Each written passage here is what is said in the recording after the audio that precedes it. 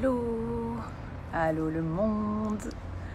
Je crois que ça y est. Alors je vais essayer de parler un petit peu plus fort parce que la dernière fois justement j'ai fait a priori cette causerie en parlant pas trop fort parce qu'il est très tôt par ici. Donc je vais essayer de mettre un petit peu plus d'intensité dans ma voix. Je suis très heureuse de faire cette causerie. J'avais envie, je regarde juste sur Facebook, ouais, c'est ok. J'avais envie de partir, coucou Benoît.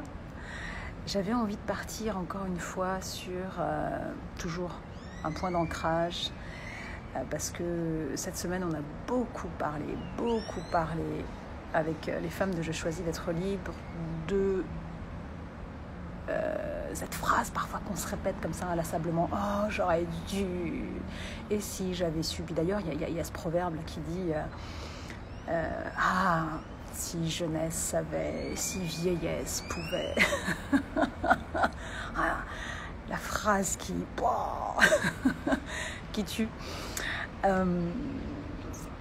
Et on a beaucoup parlé donc de cet état induit par ces phrases comme ça que l'on tourne en boucle, de cet état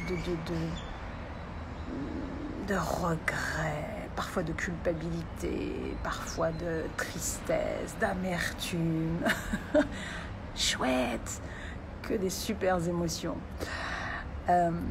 Alors, je voulais pas ici revenir sur la réalité qui est bien évidemment de se dire que de toute façon, si à un moment donné on a fait un choix, c'est que au moment où on l'a fait, c'était le meilleur pour nous.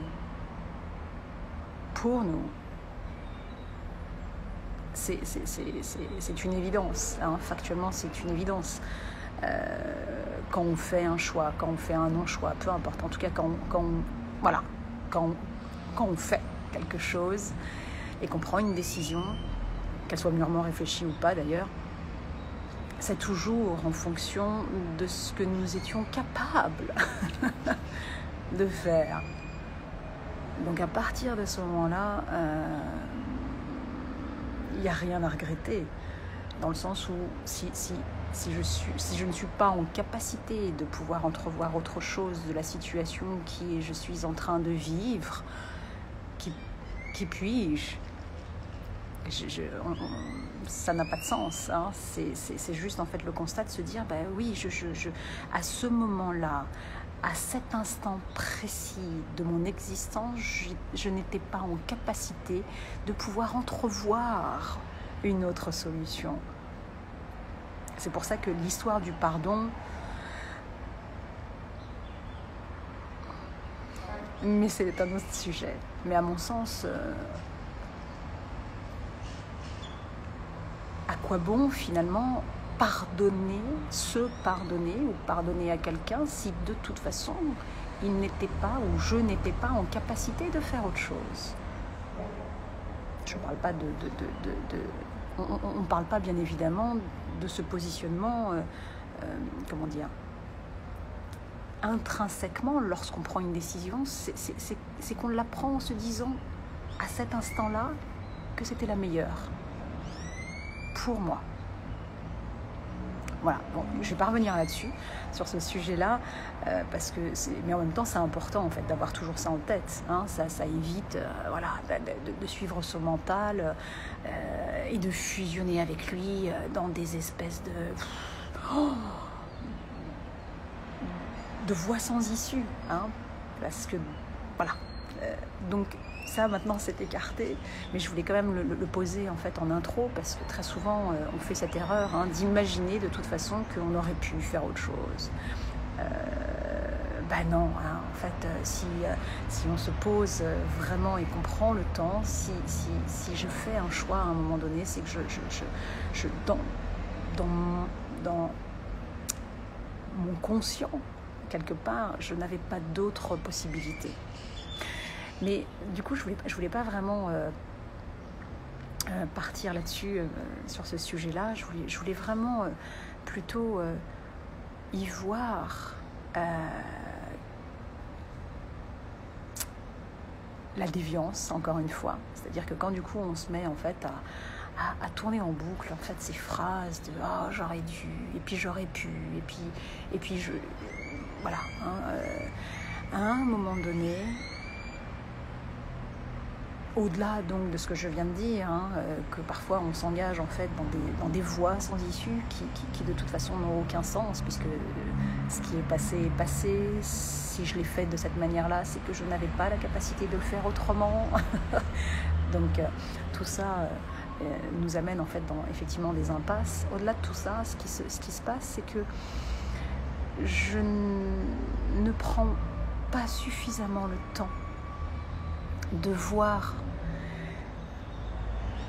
toutes les frustrations, tous les deuils, toutes ces choses qui sont à dissoudre, et que tant que je m'égare avec mon mental dans des élucubrations d'une temporalité qui aurait pu être autre,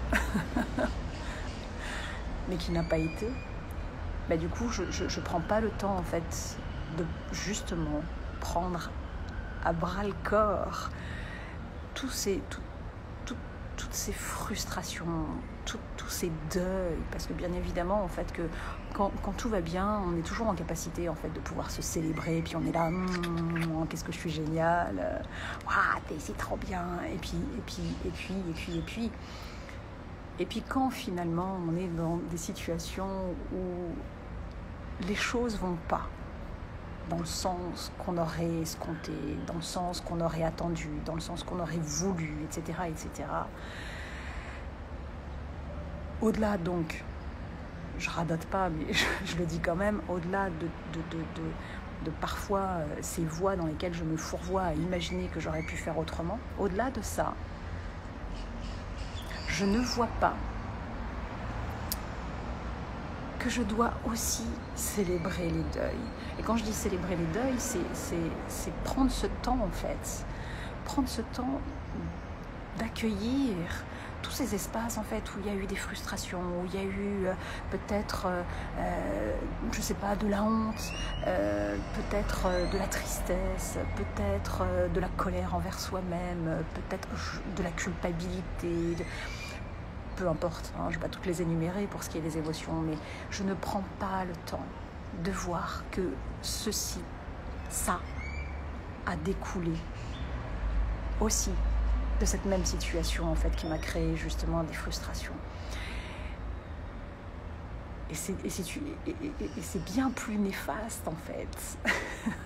C'est encore plus néfaste que lorsqu'on s'engage, en fait, dans ces impasses où on s'imagine, en fait, qu'une réalité aurait pu être autre, puisque de toute façon, c'est une hérésie, puisque je n'étais pas en capacité d'entrevoir cette autre réalité au moment où j'ai fait ce choix-là.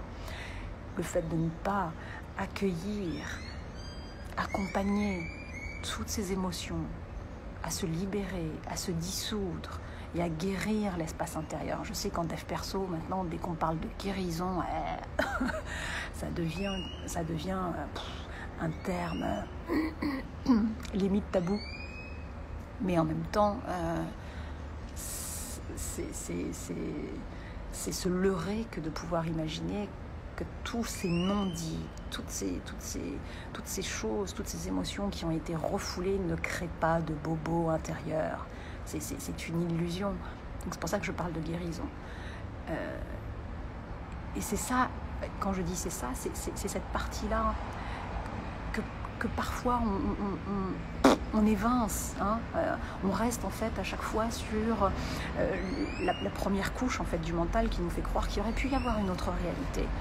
Et donc du coup on s'engouffre là-dedans, puis on ressasse, putain mais si j'avais su, et puis si j'aurais pu, et puis si ceci, et puis si cela, et puis du coup on s'engouffre sur ces rails-là, donc on y met toute notre énergie, puis en plus on s'épuise parce que de ça découle bien évidemment tout un flot d'émotions qui nous emmène encore une fois dans des impasses. La culpabilité, mais c'est un programme dont on ne sort pas indemne. hein, mais on s'engouffre là-dedans. Et en s'engouffrant là-dedans, du coup, on ne voit pas l'essentiel. L'essentiel, c'est quoi? C'est ces deuils. C'est ces deuils que je dois accompagner, que je dois dissoudre, que je dois reconnaître, que je dois accepter. Et quand je parle d'accepter, c'est d'accueillir. Parce que je sais que parfois, quand j'emploie en fait le terme accepter, il y a une espèce de... je le sais parce que j'en ai parlé avec ces femmes dont je choisis d'être libre. Donc je ne fais aucune projection sur ce que tu pourrais toi percevoir hein, dans le mot accepter. Mais elles m'ont dit en fait que dans accepter, il y a la résonance de la résignation. Et quand je dis moi accepter, je dis accueillir ce qui est. C'est-à-dire que quand tu as eu un projet, quand tu as eu un projet quelconque qui n'a pas débouché sur les résultats que tu voulais, la partie la plus importante est de pouvoir accepter, accueillir tous les deuils. Si tu ne prends pas la mesure de tous ces deuils qu'il y a eu intérieurement, que ce soit au niveau du mental, que ce soit au niveau du système émotionnel, que ce soit au niveau du corps, qui a pu bien évidemment prendre de plein fouet ces situations-là, si tu ne prends pas la mesure de l'impact qu'il y a eu, si tu n'accompagnes pas ton système émotionnel, ton mental, à faire le deuil, à dissoudre ce deuil, en les intégrant, plutôt que de nier et te dire non mais c'est bon, j'ai dépassé, j'ai travaillé, je sais plus ce qu'on peut se dire. Tu sais, parfois quand on s'imagine en fait avoir... je sais plus, il y a un terme qui revient systématiquement, c'est bon, j'ai dépassé le truc, parce qu'on s'imagine en fait que le truc ne vient plus nous chatouiller les pieds, parce qu'on dort mieux, parce que je sais pas.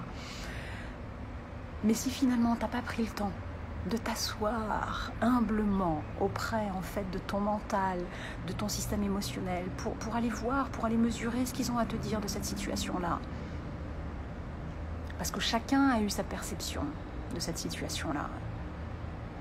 Mais si comme toujours, on part du principe que de toute façon, on n'écoute ni l'un ni l'autre, parce que l'un et l'autre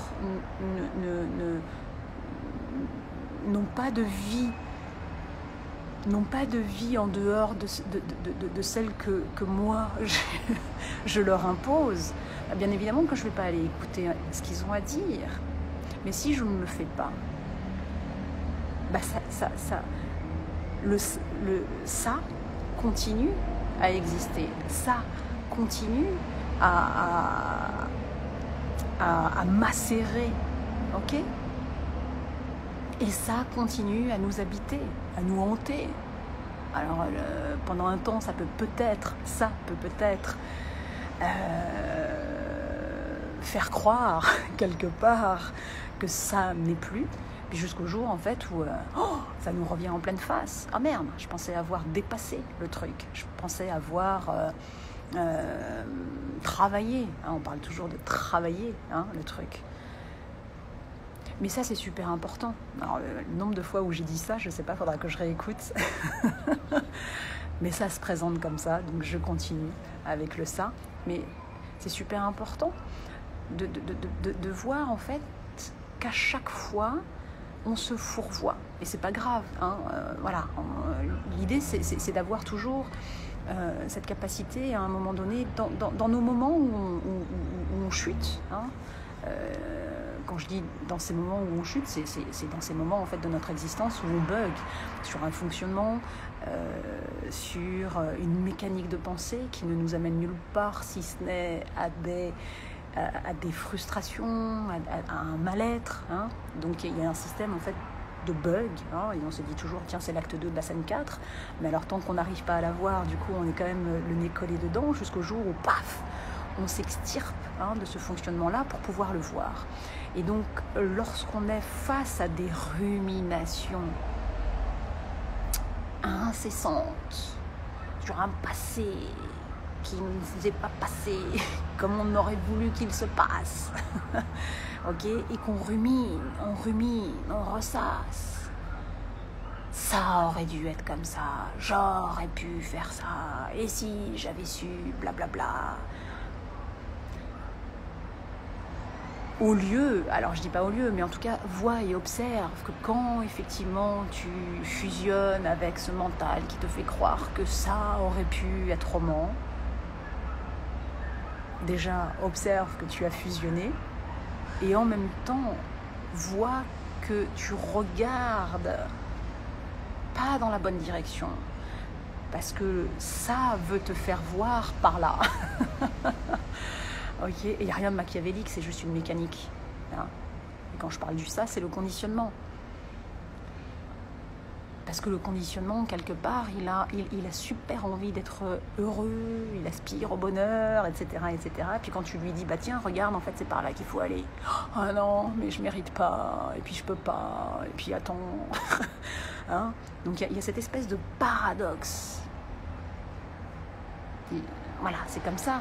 Mais ce que je veux dire par là, c'est que quand tu ne regardes pas dans la bonne direction, c'est juste que du coup, tu ne prends pas le temps d'aller voir. Attends, mais au fait, qu'est-ce qu'a à me dire mon mental? Qu'est-ce qu'a à me dire mon système émotionnel sur cette situation-là?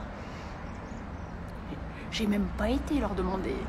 Ok, moi je suis là à imaginer je ne sais quoi, à imaginer déjà que je suis mes pensées, donc je fusionne avec mes pensées qui me fait croire que j'aurais pu faire autrement à un instant T dans mon existence. Et je n'ai même pas pris le temps d'aller voir mon mental.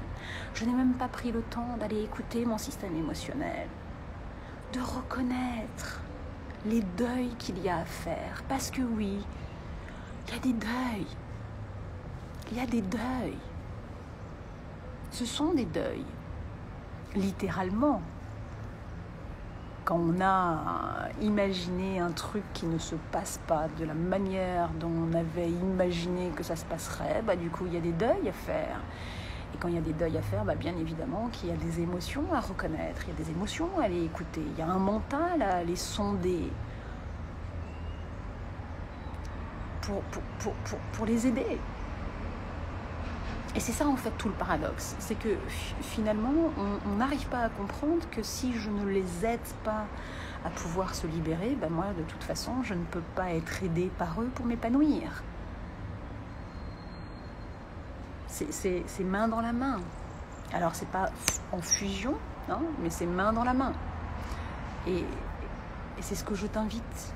Alors déjà non seulement à observer, puis peut-être à aller ressentir hein, dans ces moments où la fusion est tellement grande que finalement tu passes à côté, et c'est pas grave.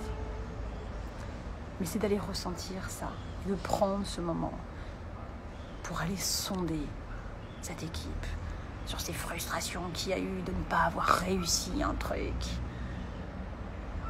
De les reconnaître, de reconnaître la frustration, de reconnaître la tristesse, de reconnaître la honte qu'il y a pu y avoir, la culpabilité, la colère, la rage, j'en sais rien, hein. Il y a toute une palette d'émotions, mais de reconnaître, de leur reconnaître le droit de s'exprimer, le droit d'exister, le droit d'être là. Et c'est dans cette reconnaissance mutuelle, ok, que la dissolution peut se faire, que la guérison peut se faire. Et encore une fois, je suis vraiment ok avec cette histoire de guérison. D'imaginer que nous n'avons pas de blessure et de faire fi qu'on puisse en avoir en s'imaginant que, bon, je ne sais quoi, ça n'a pas de sens, hein. Ça n'a pas de sens. Mais d'intégrer tout ça pour pouvoir aider finalement mon système émotionnel et mon mental à pouvoir à un moment donné se libérer, c'est la promesse d'un épanouissement. Et c'est ce qu'on cherche, non? Enfin, je pose la question au cas où, mais c'est ce qu'on cherche. De se sentir bien, enfin, de se sentir en paix, de comprendre qu'à un moment donné, de toute façon, la plus belle histoire d'amour que tu puisses vivre sur cette terre, c'est celle que tu peux avoir avec toi-même.